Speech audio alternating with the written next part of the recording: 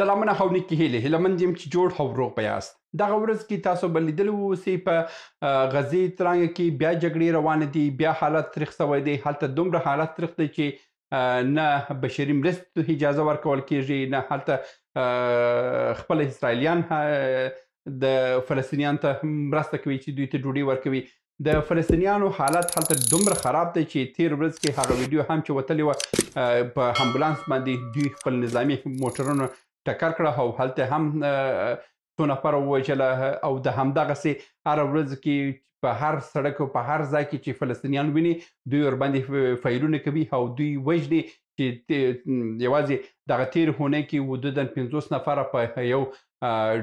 د اسرائیلیانو د پوځونو په ډزو کې بېګناه خلک وژل سوي دي. نن په دغه موضوع باندې خبرې کوو چې موضوع څه ده، ولې د جګړه دوام پیدا کړو او ولې عرب هیوادونه په دې باندې چوپ پاتې دي او اصلي پلان څه دی چې آیا فلسطین به په کلي ډول باندې له منځه ځي که نه یو بل یعنې یو هیواد په صحیح ډول باندې به د فلسطین په نامه جوړ سي. زه پر دغه موضوع باندې خبرې کوو خو تر اضافي خبرې تېرېږو. په دغه ورځ کې که تاسو ویډیوګانو او په تاسو خبرونه هم اورېدلي اوسي، په خبرونو کې دا ویل سوي دي چې څه موده وړاندې د حماس او د اسرائیل په منځ کې وربند وسو او د هماغه وربند په مرسته باندې دوی خپل ټول بندیان چې وه هغه یې تبادله کړه او د تبادلې وروسته اسرائیل برته پر غزې باندې حمله وکړه او د غزې د حملې سره د غزې ډېرې برخې هم ونیولې. په حاصل کې ما تاسو ته په پخواني ویډیو کې هم دا موضوع ویلې وه چې کله هم یاسر عرفات ژوندی و هغه وخت کې دغه ویله چې د کوم حماس ډله چې د کوم کسان چې په دغه سیمه کې جګړه جوړوي او بیا وروسته همدغه جګړه سیمه اسرائیلي ځواکونو ته پرېږدي، دغه خپله د دوی په لاس باندې جوړ سوي خلک دي. خو له بده مرغه زموږ بېسواده طبقه بیا په دې باندې خبر نه دی چې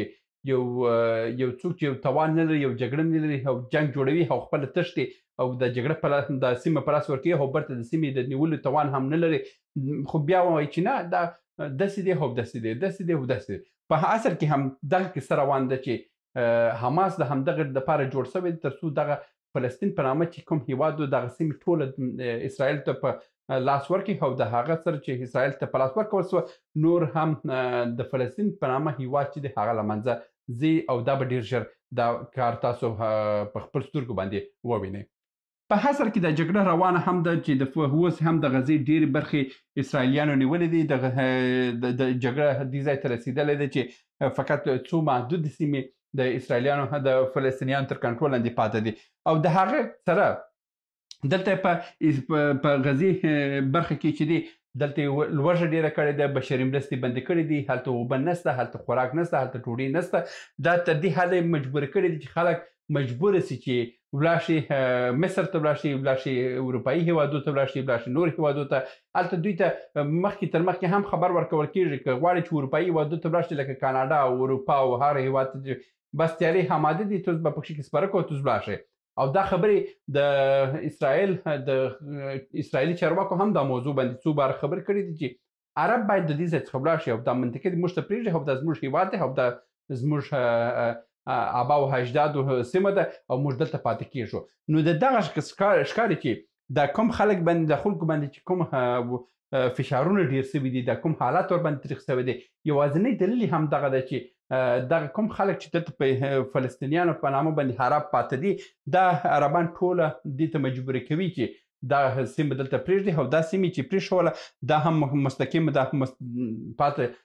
سیمه چې ده د مکمله ختمیږي او د دې ختمېدو سره بالا هر څه به د اسرائیل تر کنټرول لاندې راسي. چې کله اسرائیل کنټرول لاندې راغلی نو د فلسطین چې کوم جنګیالونه وه، د کوم برخه وه، دا به په کلي ډول باندې ختم شي او دا چې کله هم ختم شو نور به د دوی دپاره کوم جنګیال نه اوسي. په بلې موضوع کې راځم دا خبره کومه چې ولې عرب هیوادونه په دې باندې خاموشه پاته دي.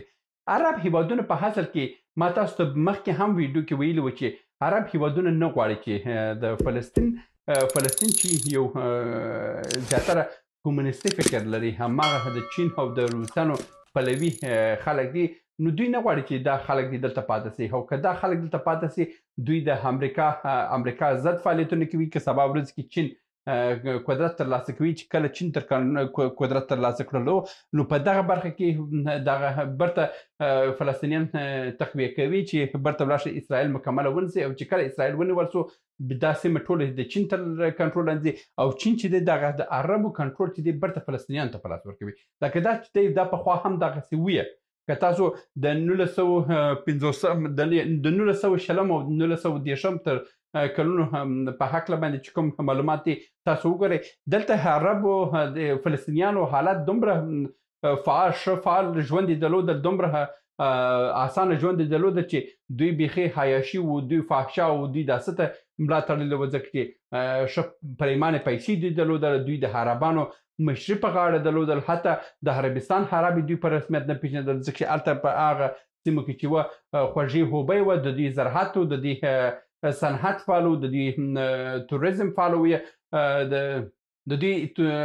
د سیلانیانو صنعت فعال و ډېر خلک راتله د دوی لیدونو ته راتله نو دوی د هماغه ادرس دوی ډېر پیسې ترلاسه کوله روسانو ورسره مرسته کول چینایانو ورسره مرسته کول نو دوی په هغه وخت کې د عربو مشري په لاس درلودله تاسو د 1920 او د 1910 کلونو پورې تاسو د فلسطین حالت وګورئ چې هلته بیخي سم د پاچاهي ژوند و ټوله عربانو عیاشیانې وه هلته بیخي ښه ژوند و چې هغه وخت کې خان عبدالغفار خان باچا خان هم چې تللی و په هغه سیم کې هغو ته د خپل په کتاب کې هم لیکلي چې هغه وخت کې ما دوی ته ویلي چې یاره په دې ډول ژوند د کنټرول سود د لاسه ځي او تاسو نسئ کولی چې په دغه سیم کې تاسو باید علمیت پیدا کړئ تاسو باید ژوند جوړ کړئ تاسو باید خپل آینده جوړه کړئ مګر نه هغه وخت کې دوی پیسې ډېرې درلودله دوی د زراعت څخه دوی درلودله دوی د سیلانیانو د صنعت څخه درلودله دوی د ترانسپورتي سیستم د تجارت د برخې درلودل ځکه چې دلته په دغه برخه کې دا ټولو پورټونه وه چې کله هم د اموال او د هر څه د آسیایي هیوادو څخه راتله دلته بیا اروپا څخه د همدې لارې څخه تله نو د فلسطین حالت په 1920 کې 1910 کې 1910 کال کې دومره ښه حالت و چې یعنی موږ د اوس په حالت کې هم هغسې ژوند اوس موږ نه لرو چې یعنی که اروپا یاد کو اروپا به شاید ولري امریکا به شاید ولري مګر هغه وخت کې چې فلسطینیانو چې کوم ژوند درلودله هغه ژوند چې دی اوس نه عربي لري او هغه وخت هم عربو نه درلودله نو دا دی چې اوس عرب هم دغه کوشش کوي چې فلسطین باید ختم شي چې فلسطین ختم سو کمونیستي فکر باید په دې منطقه کې ختم شي لکه څنګه چې کمونیستي فکر په افغانستان کې هم دوی له منځه یوړو تر څو دوی ونسي کړی هغه منطقه چې دا اوس د ملایان چې راوړي دا ټول کپیټالیستي فکر دی او بس کومونیزم د کوپر ټاپه ولګوله او امپریالیزم بیا د خدای ټاپه ولګوله امپریالیزم هم کپیټالیستي سیستم مسلماني سیستم وبللو او کومونیزم سیستم چې د کارګرو د غریبو خلکو د مزدورکارانو پلوي کوله هغه یې له منځه یوړل نو د دغه خاطر باندې چې عرب دلته کوشش کوي چې دغه کمونیستي فکر چې دی د دې په هکله باندې مخکې ویډیو کې تاسو ته ټولو توضیحات درکړي دي هغه ویډیو به انشاءالله تاسو لیدلی اوسئ د دغه په اساس باندې عرب نه غواړي چې نور فلسطینیان دې باید دلته واوسي که دلته فلسطینیان پاتې سو سبا بیا کنټرول اخلي او دا وارې کې کنټرول واخیستلو نو دا وارې کې به د عربو سره خپل ډېر حساب کتاب وکړي نو د همدې حساب کتاب د پاتې کېدو د امله اردن هم نه غواړي چې دلته عربان پاتې شي فلسطین هم اسرائیل هم نه غواړي چې فلسطینیان پاتې شي عربستان هم نه غواړي نو ټول عربان همدغه امید لري چې دا ژر تر ژره ختم شي ځکه چې دا چې دوی چوپ هم پاتې دي خپل سرنشوروي هر حالت چې پر فلسطین باندې راځي یعنې دا دوی په موافقه باندې د حالت کېږي که دوی موافقه نه وي دوی په هېڅ ډول باندې دا کارونه دوی نه پرېښول چې اسرائیل دا کارونه ترسره کړي دا و د نن ورځې ویډیو هیله یو چې اوس هم ترلاسه کړی اوسئ تر بیا هم په الله سپارم ښې چارې سلامونه موږ ډېر موضوعات جوړ کړي دي که سیاسي موضوعات غواړئ ووینئ نو دلته کلیک کړئ او که غواړئ اقتصادي موضوعات وګورئ نو دلته کلیک کړئ او که غواړئ چې د تل لپاره راسره واوسئ نو دلته کلیک کړئ او چینل سبسکرایب کړئ مننه